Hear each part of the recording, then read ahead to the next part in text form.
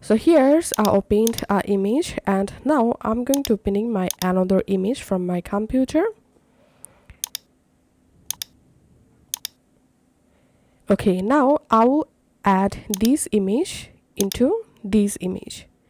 So first of all, make sure to unlock the image layer and press Ctrl C to copy the image, and now in this project just press Ctrl V and the image will be pasted.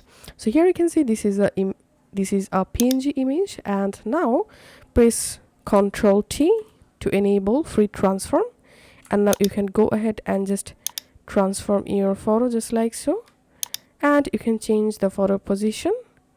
So that's how. Go ahead and just edit or customize your photo, and after that make sure to click on this done icon to save changes. And here, as you can see, I've successfully added an image into another image.